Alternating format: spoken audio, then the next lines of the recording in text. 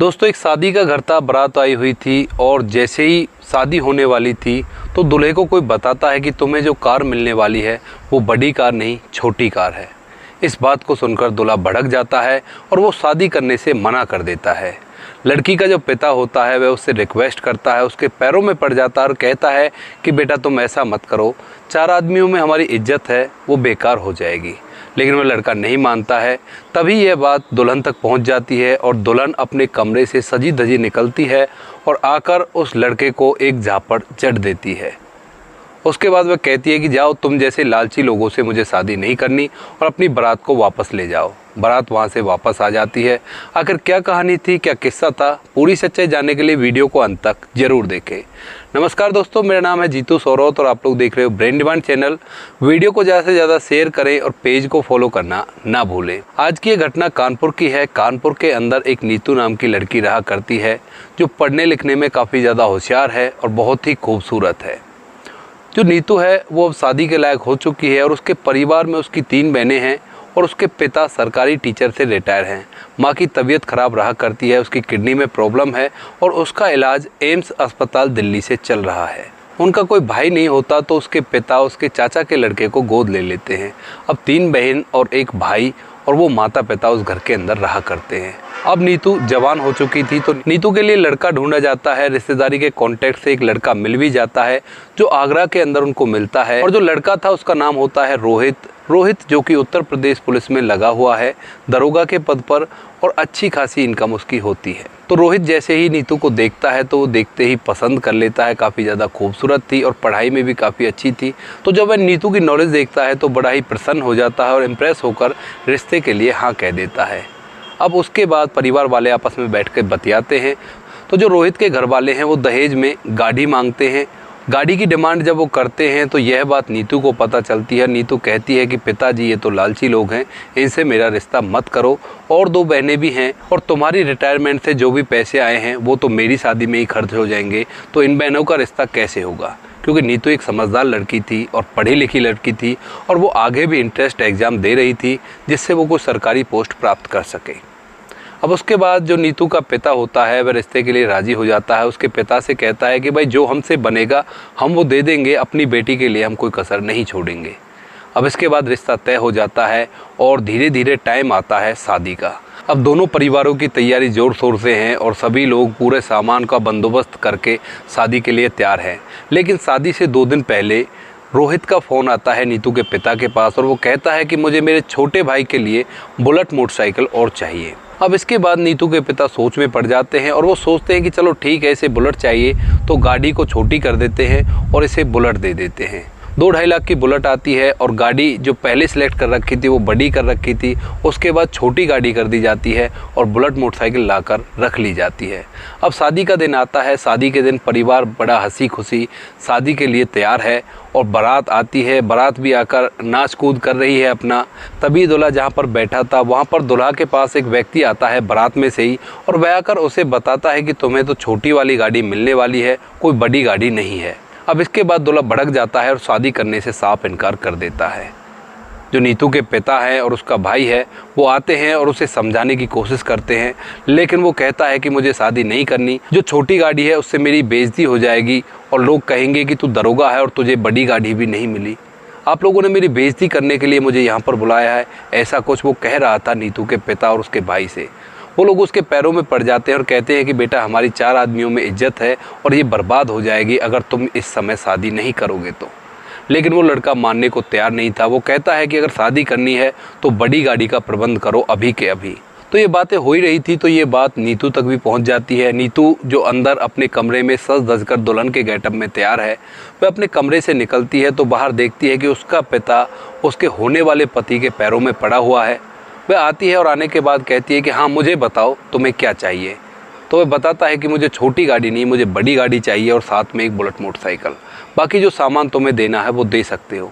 इसके बाद नीतू उससे कहती है कि तुम जैसे लालची लोगों से मैं बिल्कुल भी रिश्ता नहीं रखना चाहती और तुम लोग निकल जाओ यहाँ से। तुम्हें जरा भी शर्म नहीं आई? मेरे पिता तुम्हारे पैरों को पकड़ रहे हैं और तुमसे कह रहे हैं कि बेटा शादी कर लो, शादी कर लो।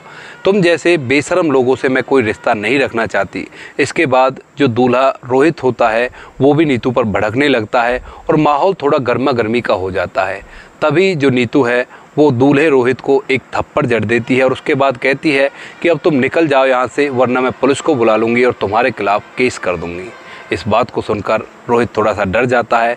उसके बाद जो ससुराल पक्ष के बड़े बुजुर्ग होते हैं वो रोहित को समझाते हैं और उसके बाद जो रोहित है वो शादी करने के लिए तैयार हो जाता है। लेकिन अब जो नीतू है वो शादी करने के लिए बिल्कुल भी तैयार नहीं है। वो रोहित से साफ इनकार कर देती है और उन सभी लोगों से कह दी है कि अब मुझे इससे शादी करनी ही नहीं है। इधर जो नीतू का पिता है वह भी अपनी बेटी से कहता है कि बेटी कोई बात नहीं, शादी कर लो, इनसे गलती हो गई। लेकिन वो अपने पिता से साफ इनकार कर देती है, कहती है कि पिताजी अब ऐसे लालची लोगों के पास मुझे जाना ही नहीं है। ऐसे दरोगा जो 2 नंबर का कमाते हैं वो सोचते हैं कि दूसरे के पास भी 2 नंबर का पैसा होगा, मैं उनके पास नहीं जाना चाहती। ऐसा कहकर वो बारात को वापस लौटवा देती है। अब उसके बाद उसका पिता नीतू से कहता है कि बेटी अब इस सामान का क्या होगा? तो नीतू कहती है कि पिताजी इस सामान को रख लीजिए, मेरी छोटी बहन भी शादी के लायक हो गई है तो उसके लिए जल्द से जल्द कोई लड़का ढूंढिए और उसकी शादी कर दीजिए। ऐसा ही वो लोग करते हैं। छोटी बहन के लिए एक लड़का ढूंढा जाता है जो प्राइवेट अच्छा खासा कमाता था, तो उससे उसकी शादी कर दी जाती है और गाड़ी को उससे दहेज में दे दिया जाता है और जो बुलेट मोटरसाइकिल थी उसे घर के काम के लिए रख लिया जाता है। अब इसके बाद जो नीतू है वो अपने पिता से कहती है कि पिताजी मुझे सरकारी नौकरी की तैयारी के लिए इलाहाबाद जाना है। तो उसका पिता भी पढ़ा लिखा था, उसे पता था कि सरकारी नौकरी की तैयारी करने के लिए पूरी मेहनत करनी पड़ती है, तो वह अपनी बेटी के लिए इलाहाबाद जाने का अरेंजमेंट करा देता है। नीतू अब इलाहाबाद में 4 साल तक मन लगाकर पढ़ाई करती है और कई तरह के फार्म वो भरती है। इस तरह से फार्म भरते भरते एक बार उसका सरकारी नंबर पड़ जाता है। वो टीटीई के पोस्ट पर लग जाती है रेलवे में। अब वो रेलवे में टीटी बन चुकी थी तो उसकी नौकरी लगती है और नौकरी के लिए जॉब के सिलसिले में उसे इधर उधर कई शहरों में रहना पड़ता है। अब इसी तरह से एक ट्रेन दिल्ली से लखनऊ जा रही थी और उस ट्रेन के अंदर नीतू की ड्यूटी लगी हुई थी। रात के तकरीबन 12 बजे थे। तभी एक पैसेंजर उसके पास आता और कहता है कि मैम मेरी सीट पर कुछ पुलिस वाले बैठे हैं और वो मुझे बैठने नहीं दे रहे, आप कृपया करके मुझे मेरी सीट दिला दें, अब मुझे लेटना है और मैं अपना सफ़र एंजॉय नहीं कर पा रहा हूँ। तो जो टीटी नीतू होती है वो उस व्यक्ति के साथ जाती है तो वो देखती है कि उसका जो रिजर्वेशन है वो एसी वाले डब्बे में है और वहाँ पर जैसे वो जाकर देखती है तो 2 पुलिस वाले उसकी सीट पर लेटे हुए थे। अंधेरा हो रखा था तो वह उनसे कहती है कि आप यहाँ से हट जाइए, ये इसकी सीट है और इसे बैठने दीजिए। लेकिन वो लोग कहते हैं कि सेटअप है और हमारा इस तरह से चलता है। इस बात को सुनकर जो नीतू है वो लाइट ऑन करती है तो वो देखती है कि सामने उसका वही पति जो 4 साल पहले उसके घर से बारात वापस ले आया था वो उस सीट पर बैठा हुआ है। इसके बाद नीतू उनसे कहती है कि कौन हो आप? वो कहते हैं कि हम उत्तर प्रदेश पुलिस में हैं। तो वो कहती है आई कार्ड दिखाओ। जैसे ही वो लोग आई कार्ड दिखाते हैं तो उन आई कार्ड को लेकर वो एक भारी भरकम चालान उनका काटने लगती है। बात को बिगड़ता देख पहले तो वो धौंस जमाते हैं कि हम उत्तर प्रदेश पुलिस में हैं, हम तुम्हें ये कर देंगे तो हम तुम्हें वो कर देंगे। लेकिन जब नीतू चालान काटने पर उतारू हो जाती है तो लास्ट में एक पुलिस वाला उसे साइड में ले जाकर उसे 500 रुपये देता है और कहता है कि अब हमें परेशान मत करो। लेकिन नीतू उन पैसों को उन्हें वापस दे देती है और एक भारी भरकम चालान बनाकर उनके हाथ में थमा देती है। लगभग 2500 का वो उनके चालान बना देती है। अब इसके बाद नीतू वहाँ से जाने लगती है। लेकिन जो रोहित है वो नीतू से बात करने की कोशिश करता है कि नीतू ज़रा सुनो, लेकिन नीतू उसे साफ इनकार कर देती है कि मुझसे बात करने की कोई ज़रूरत नहीं है, तुम मेरे लगते ही क्या हो। इधर जो रोहित है वो कहता है कि नहीं नहीं ऐसी कोई बात नहीं है, मैं तो केवल ऐसे ही पूछ रहा था, मैं पूछ रहा था कि क्या तुम्हारी शादी हो गई। नीतू उससे कहती है कि शादी का क्या लेना, तुम्हारी तो हो गई होगी ना, तुमने तो बहुत ही अच्छा मोटा दहेज लिया होगा किसी लड़की से। तभी रोहित बताता है कि एक लड़की से मेरी शादी हो गई थी लेकिन उसके कुछ दिनों बाद ही उससे तलाक हो गया। तो नीतू कहती है हाँ होगा भी क्यों नहीं, तुम लोग लालची ही इतने हो, उससे भी बाद में कुछ और मांगा होगा और इसी वजह से उससे तलाक हो गया होगा। तभी रोहित कहता है कि नहीं ऐसी कोई बात नहीं है, वो लड़की ही ख़राब थी। अब इसके बाद रोहित नीतू से कहता है कि तुम भी सिंगल और मैं भी सिंगल, क्यों ना हम दोनों एक दूसरे से शादी कर लें। इसके बाद नीतू उसे मना कर देती है कि नहीं मैं तुमसे शादी नहीं करूंगी, तुम जैसे लोगों से मुझे शादी करनी ही नहीं है। इसके बाद रोहित उससे और रिक्वेस्ट करता है, उसका नंबर लेने की कोशिश करता है और कहता है कि मुझसे उस टाइम पर गलती हो गई, मैं अपने भाइयों के बहकावे में आ गया था, उन्होंने मुझसे कहा था कि तू उत्तर प्रदेश पुलिस में दरोगा है और तुझे मोटा दहेज तो मिलना ही चाहिए, इस वजह से मैंने वो हरकत की, लेकिन अब मैं अपनी उस हरकत पर बहुत ज़्यादा शर्मिंदा हूँ, तो मुझे माफ़ कर दो और हम दोनों शादी कर लेते हैं। नीतू उसे साफ इनकार कर देती है। जो रोहित है वो उसके पैर पड़ता है, उससे माफ़ी मांगता है कि मुझसे गलती हो गई, प्लीज़ मुझे माफ़ कर दो और मुझसे शादी कर लो। लेकिन नीतू उसकी एक ना सुनते हुए वहाँ से चली जाती है। अब इसके बाद वह अपने घर जाती है और घर जाकर अपने पिता को ये वाक़या बताती है कि वही लड़का जो 4 साल पहले हमारे दरवाजे से बारात को वापस ले गया था, वो आज मुझे ट्रेन में मिला था और ट्रेन में मैंने उसका मोटा चालान काटा और वह मुझसे शादी के लिए पूछ रहा था, कह रहा था कि मुझे माफ़ कर दो, मेरे पैर पकड़ रहा था। इस बात को सुनकर उसके पिता की भी छाती चौड़ी हो जाती है और वो कहता है कि लड़की हो तो नीतू जैसी।